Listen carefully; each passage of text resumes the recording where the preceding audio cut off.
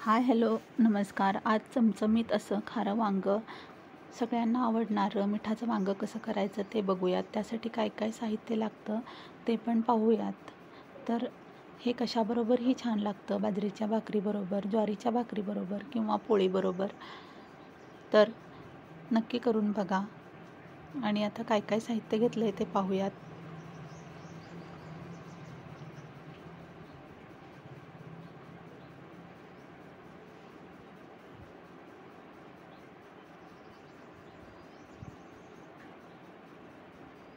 तर इथं मुठभर खोबऱ्याचा किस घेतला आहे, मुठभर शेंगदाणे, 10-12 हिरव्या मिरच्या, लसूण, आलं, कोथिंबीर.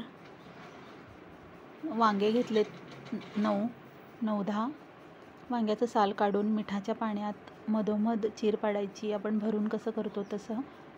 आणि सर्व मसाला मिक्सरला वाटून घ्यायचा आहे.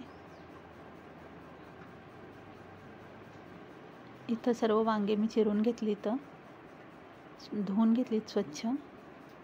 आता हा मसाला वांग्यामध्ये थोडंसं तेल घालून छान मिक्स करून घ्यायचा आहे आणि वांग्यामध्ये भरून घ्यायचा आहे. ह्या वांग्याच्या भाजीला थोडंसं तेल जास्त लागतं. आधी वांगी तळून घेतली तरी चालतील, थोडंसं मीठ घालून. मोहरीची फोडणी करायची आहे, थोडासा कढीपाला. मोहरी तडतडली की कढीपाला घालायचा आहे.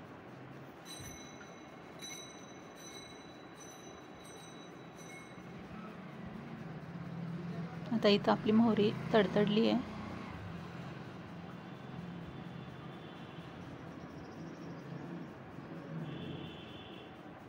आता कढीपाला घालून घ्यायचा आहे.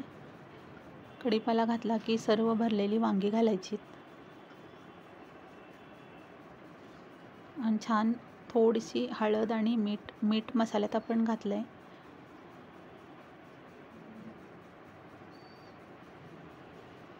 मंद गॅसवर छान परतून घ्यायची आणि राहिलेला मसाला घालून घ्यायचा आहे. थोडीशी जिरेपूड आणि धनेपूड ही घातली, अख्खे धने घातले तरी चालतात. छान परतून घ्यायचा आहे मसाला हा.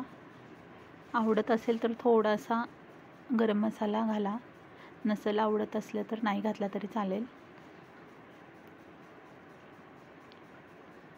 छान परतून घ्यायची वांगे मऊ होईपर्यंत. आणि नंतर गरम पाणी घाला आणि एक दणदणीत वाफ देऊन वांगे शिजवून घ्यायची. ह्याला जास्त पातळ करायची नाही ही भाजी, जास्त अंगापुरताच आपल्याला पाणी घालायचं आहे. आणि पोळीबरोबर, भाकरीबरोबर, कशाबरोबर ही भाजी छान लागते. नक्की करून बघा. व्हिडिओ आवडला असेल तर नक्कीच लाईक, शेअर आणि सबस्क्राईब करा. धन्यवाद.